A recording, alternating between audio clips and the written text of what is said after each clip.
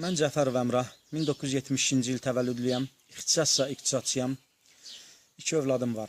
Məni yenidən efirə çıxmağa vadar eləyən səbəb İsmayıllı rayon İcra Hakimiyyətinin başçısı Mirdamət Sadıqovun və İsmayıllı rayon Əmək və Əhalinin Sosial Müdafiə Mərkəzinin direktoru Çingiz Əliyevin və işçilərinin mənə qarşı olan qərəzli mövqeləri və Mirdamət Sadıqovun məndən nəyinsə qisasını almaq istəyidir. Mən həmişə rayon İcra Hakimiyyətinə, rayonumuzun mədəni kütləvi tədbirlərində fəal iştirakıma görə təşəkkür almağa çağırılmışam. Mənim İsmayıllı şəhidləri kitabında imzam var. Dəfələrlə CD disklərim, albomlarım işıq üzü görüb.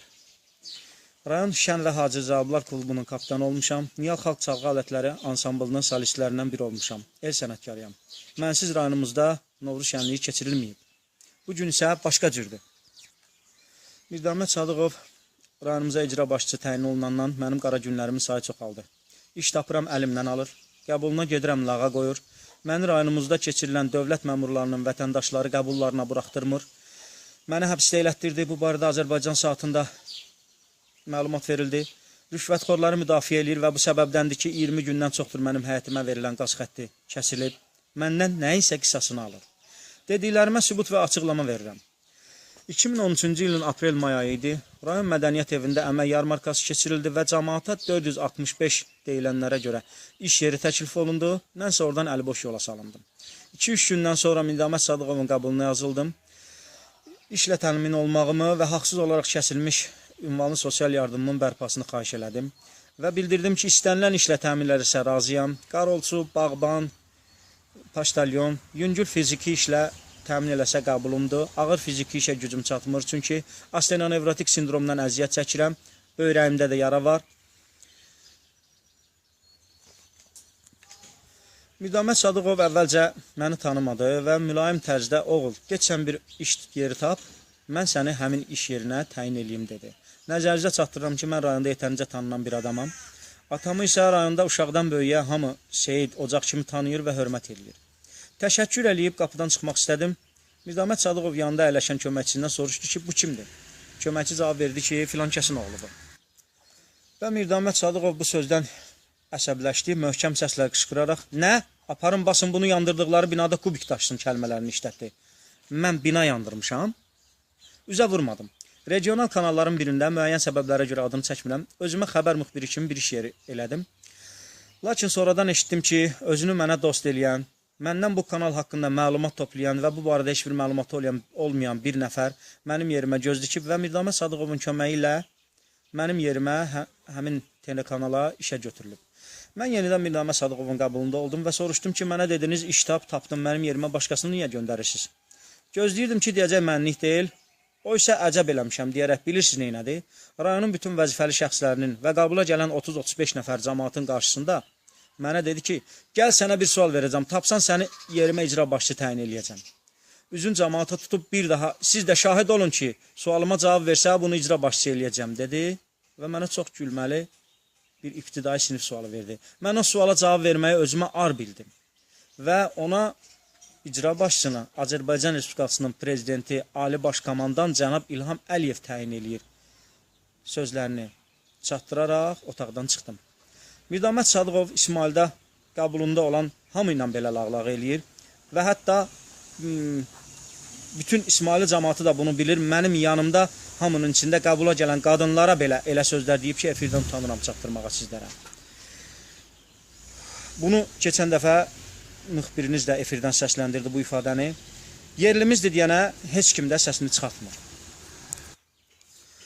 Mən 2011-ci ilin mart ayından ünvanlı sosial yardım alıram. Hər il mart ayında yardımım haqsız olaraq kəsilir.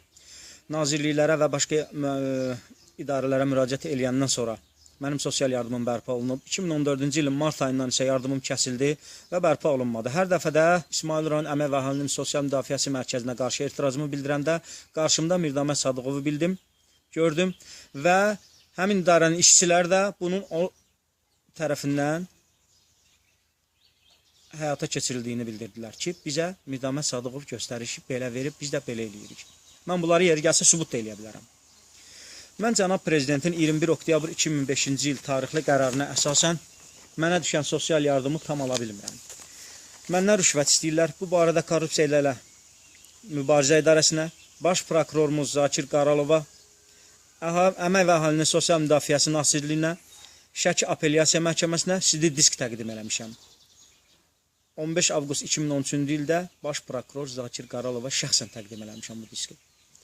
Şəki Apellyasiya Məhkəməsi xüsusi qərarlarla həmin diski İsmayıl rayon prokuroruna göndərib.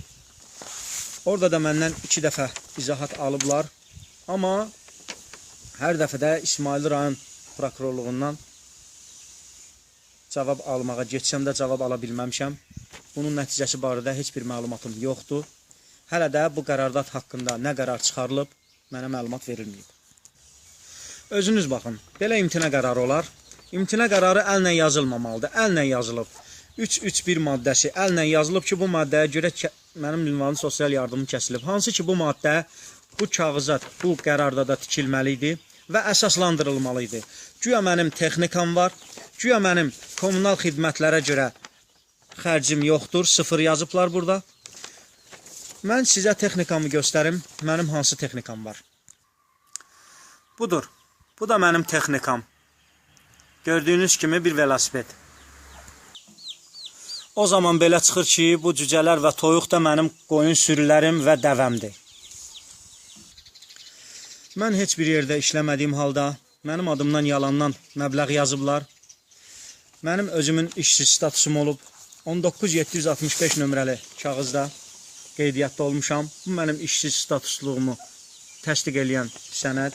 Və bu da mənim məşğulluq mərkəzindən işlə təmin oluna bilməməyim haqda arayış. Heç bir yerdə işləmədiyim halda kvartalda 1830 manat mı nə qədər mi mənə gəlir hesablayırlar. Və hər il mənə yalandan bəyannamədə ildə 2500-3000 manat gəlirim olduğuna imza atdırıb, sosial yardımın yarısını yazırlar, yarısını yeyirlər. İmza atmayanda da bax beləcə olur. 2014-cü ilin mart ayında mənim sosial yardımım kəsilib. Çünki onlar deyən məbləğə imza atmamışam. Belə çıxır ki, bu qanun onların istədiyi kimi olmalıdır. 2014-cü il may ayının 1-də Əmək və Əhalinin Sosial Müdafiəsi Naziri Səlim Müslümov rayonumuzda məşğulluq mərkəzinin yeni binasının açılışına gəldi. Mirdamət Sadıqov nazirlə görüşmək istəyən cəmaatı saat 3-də gəlin, sizi rayon icra hakimiyyətinin binasında qəbul edək sözləri ilə pərən-pərən salsa da, mənə mali olmaq istəsə də bacarmadı.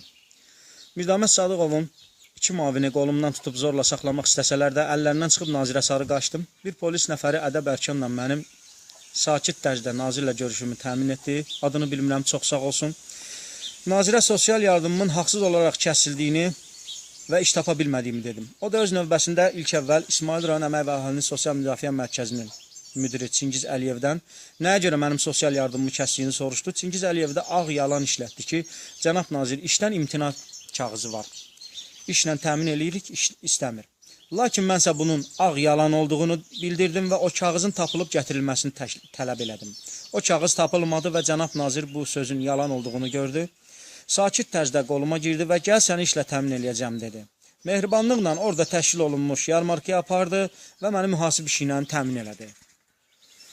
Bütün telekanallar oradaydı, kameralar qarşısında cənab nazirə təşəkkür eləsəm də, nazir oradan, masadan ayrılan kimi həmin idarənin müdiri, adını çəkmək istəmirəm, dedi ki, Allah sənə kömək olsun, bizdə iş var, özün bilmirsən, qurama bir şeydir bu, yarmarkadır, bizdə iş yoxdur. Yenidən cənab nazirə yaxınlaşmaq istəsəm də, Mirdamət müəllimin mavinləri mənə mane oldular. 4-5 gündən sonra Əmək və Əhalinin Sosial Müdafiəsi Nazirliyinə getdim. Oradan da mənə bildirdilər ki, bizdə məlumat var ki, sən filan idarənin mühasibisən.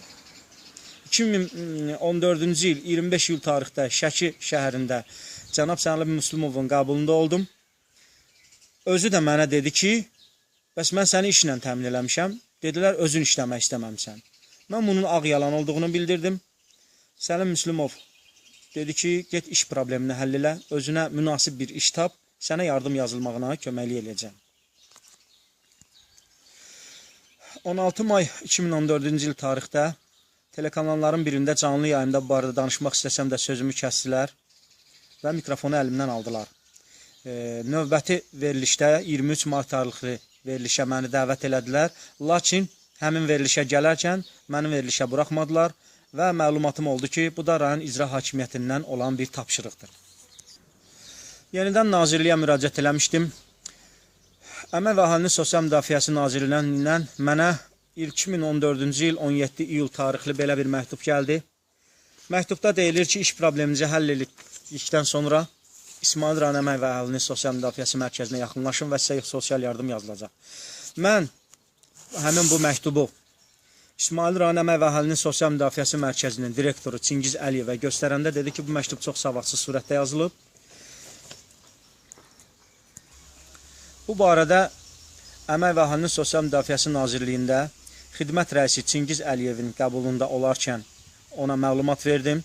Məktubu yazan müəllim Salam müəllim Rzayev da oradaydı. Buradan bu iş barədə orada söhbət açdım və təsadüfən bildim ki, mənim birinci qrup olan atamın pensiyasında yeyirlərmiş. Dedim ki, Çingiz müəllim, bəs mənə oradan deyirlər ki, sən kağıza qol çək ki, mənə ayda atam 200 manat yardım eləyir və sənə 200 manat sosial yardım yazaq. Sənə 400 manat sosial yardım düşür, verə bilmirik. Mən sual elədim ki, mənim birinci qrup əlil atam 67 manat sosial pensiya alır. Mənə necə 200 manat verə bilər? Mən bunu xidmət rəisi Çingiz müəllimə çatdırdıqda, Çingiz müəllim dedi ki, xeyr ola, bəs 67 manat alır. Prezident təqaüdü artıb 60 manat. Sənin atan 127 manat almalıdır. Dedim, xeyr. Və çox şükürlər olsun ki, noyabr ayından həmin xidmət rəisi Çingiz müəllim Əliyevin köməkliyi ilə mənim atamın pensiyası qaldırıldı, oldu 127 manat və mart ayından bu yana, noyabr ayından bu yana 2014-cü ildə mənim atam 127 manat pensiya alır. Nə qədər insafı daş bir, ürəyi daş bir insan olmalısan ki, şikəst bir insanın hər ay 60 manat pulunu yiyəsən. Yaxın adamlarımın köməkliyi ilə 1 avqust 2014-cü ildə Olimpiya İdman Kompleksində gözətçi işinə təyin olundum. Çox gözəl də müdürüm var idi. 3 ay orada işlədim. Lakin Azərmühafizə gəldiyinə görə, gözətçilər ixtisara düşdüyünə görə mən işdən azad olundum. Müdürümdən heç vaxt narazı olmamışam. O da məndən narazı olmayıb. Yenə də əmək haqqı haqqında arayış təqdim elədiyimə baxmayaraq və 17 iyul tarixli məktubu nəzərə almayaraq mənim yenidən sosial yardımım imtina qüvvəsində qaldı və yazılmadı. 31 oktyabr 2014-cü ildə məni ilk qeydiyyatdan keçən adam olmağıma baxmayaraq Əmək və Əhalinin Sosial Müdafiəsi naziri Səlim Müslümovunu İsmail rayonunda vətəndaşların qəbuluna buraxmadılar. Yüksək səslə etirazımı bildirdim. Polis rəisimiz sağ olsun yaxınlaşdı və qəbula buraxılmamağımın səbəbini soruşdu. Yalandan ona dedilər ki, güya mənə 280 manat sosial yardım yazırlar, mən istəmirəm. Dedim, yalan deyirlər. Rəisə söz versələr də, yenə də mənə yardım yazmadılar. Və mənə də bildirdilər ki, bu, səni nazirin yanına buraxmamağımız, Mirdamət müəllimin göstərişidir, bizdən nə istəyirsən? Və nəzərinizə çatdırıram ki, 2 il bundan qabaq da mənə sosial yardım yazmamaq üçün məni şərləmək istədilər. Sosial Müdafiə Mərkəzinin işçiləri Çingiz Əliyev və onun əlaltıları. Lakin sağ olsun, təcrübəli rəisimiz haqqı onlara sübut elədi və mənə atılan şərdən məni təmizlədi. Təşəkkür edirəm ona. Dediyim kimi, mən bu işi məhkəməyə də vermişdim. Lakin dövlət tərəfindən mənə təyin olunan vəkil Nəvai Abbasov mənim sənədlərimi oğurladı. Yanvar ayında yazılmalı olan sənəd sabah-sabah eləyə-eləyə dəfələrlə vəkillər kollegiyasına internetlə, məktubla, telegramla və şəxsən müraciət elədiyimdən sonra aprel ayının 25-i mənim kassasiya şikayətim yazıldı. Keçən il olan söhbətdir bu. Və təbii ki, may ayının 11-də keçirilən Ali Məhkəmə iclasında kassasiya şikayətinin vaxtı gecikdirildiyinə görə baxılmaqdan imtina olundu. Mən yenə də dəfələrlə vəkillər kollegiyasına getsəm də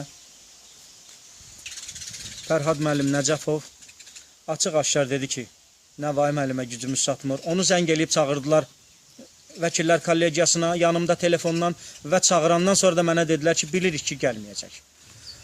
Mən bu qəribəliyi başa düşə bilmirəm. Və bu barədə heç bir tədbir də görülmədi. Mənə dedilər ki, bu barədə tədbir görsək cibinə nə girəcək? Bax, mənim hüquqlarım beləcə pozulur.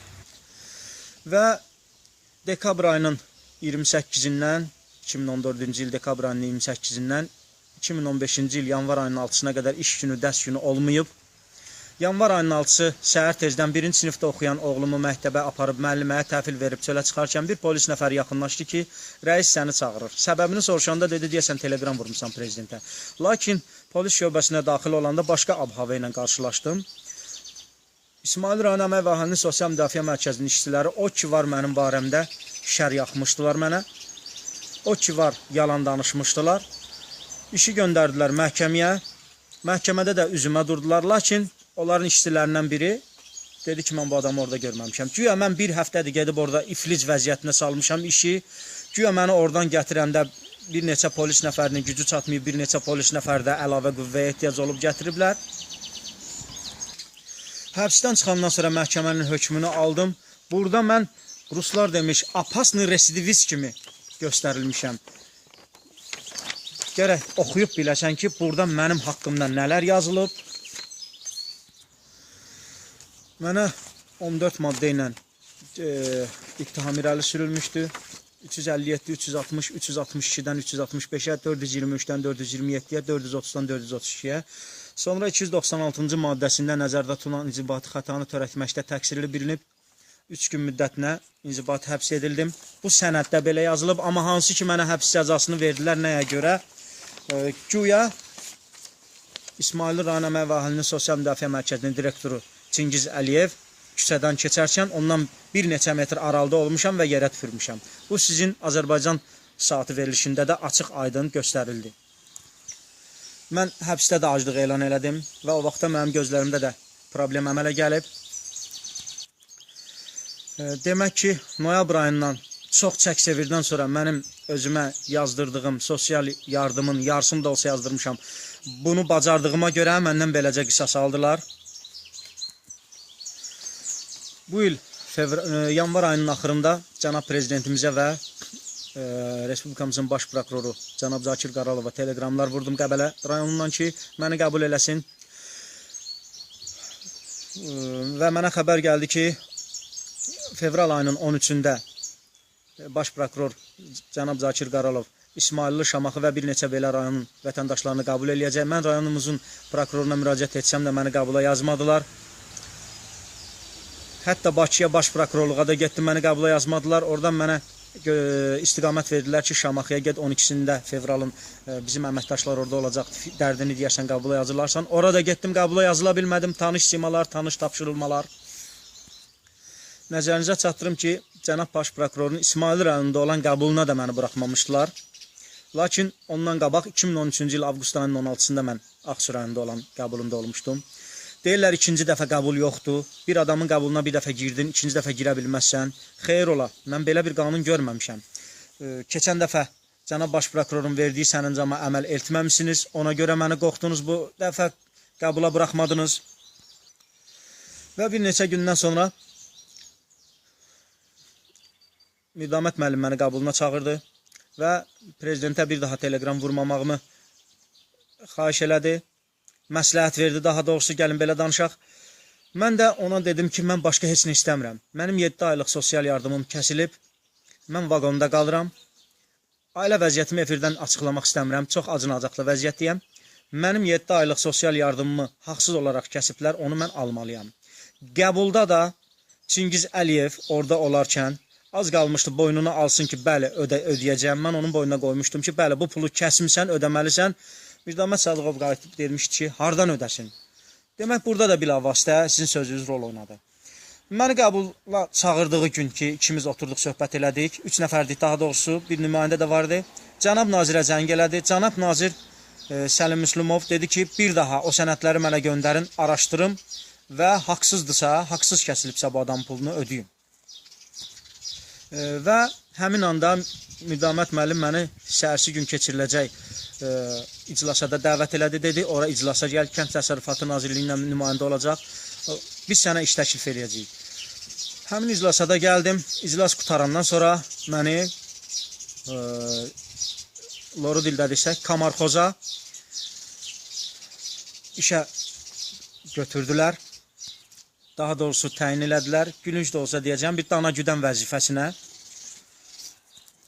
O ərəfədə mənim də yenə də qaz xəttim kəsilmişdi. Rayon İcra Hakimiyyətindən qaz idarəsinə bildirdilər ki, bu adamın 7 aylıq sosial yardımı qanunsuz olaraq kəsilib, bunu ödəyəcəklər. Ödənilən kimi sizin pulunuzu ödəyəcək. Soyuqdur, bu adamın qazını kəsməyin. Sağ olsun, qaz idarəsi də bir ay demişdi, bir neçə ay gözlədi. Fevral, mart, aprel, axırı may ayının 5-dən mənim həyətimə yenə qaz verilişi dayandırılıb. Borcum olduğu üçün, borcumu da mənə olan borcu ala bilmədiyim üçün, haqsız olaraq kəsilən sosial yardımımı ala bilmədiyim üçün ödəyə bilmirəm.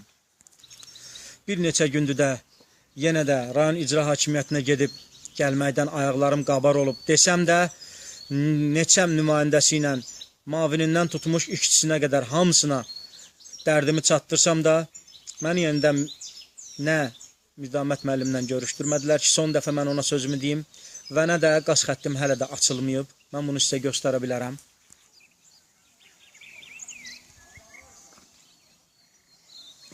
Mənim qaz xəttimdir, kəsilib.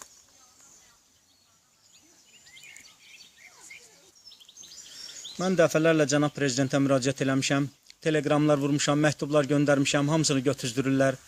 Bunlar mənim cənab prezidentə yazdığım məktublarım elə ancaq kvitansiyalardır. İndi baxın, görün, mən cənab prezidentə nə qədər telegramlar vurmuşam. Bunlar hələ telegramların kvitansiyalarıdır. Məktubları demirəm.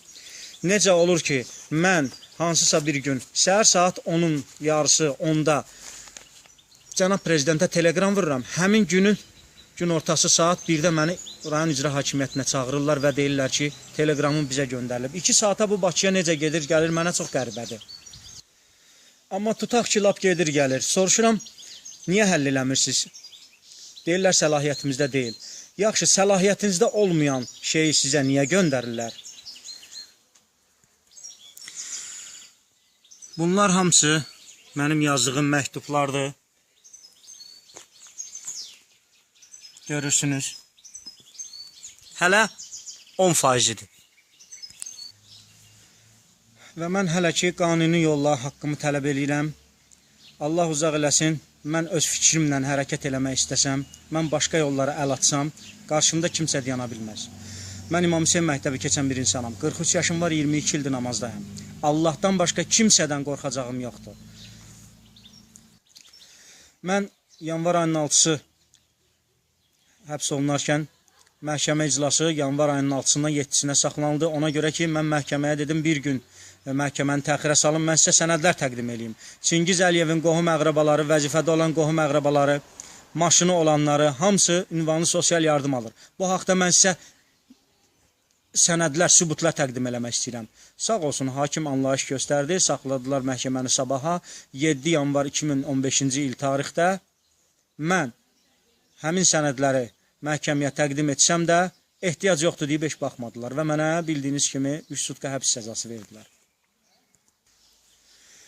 Son olaraq mən həm Çingiz Əliyevə, həm Mirdamət müəllimə bildirmək istəyirəm ki, 3 yol var, 4-cü yoxdur. Ya haqqımı alacam sizdən, ya məni həbs eləyəcəksiniz, ya da bu yolda şəhid olacam. Mən dediyimdən dönməyəcəm. Azadlıq uğrunda həmişə mübarizə aparmışam, aparacağım da.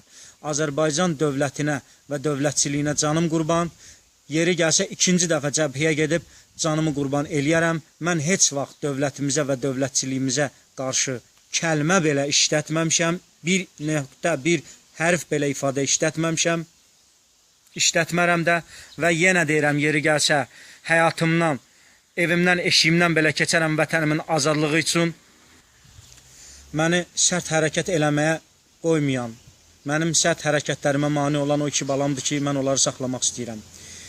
Və son olaraq üzümü əvvəlcə xarici səfirlərə tutmaq istəyirəm, ölkəmizdəki xarici ölkələrin səfirliyinə ki, hansının imkanı varsa mənə kömək eləsin, mən gedib onların ölkəsində yaşamaq istəyirəm. Mən vətəndaşlıqdan imtina eləmək istəyirəm. Çünki bu ağrı ilə, bu acı ilə mən öz vətənimdə didərgin kimi yaşayıram, yaşaya bilmirəm.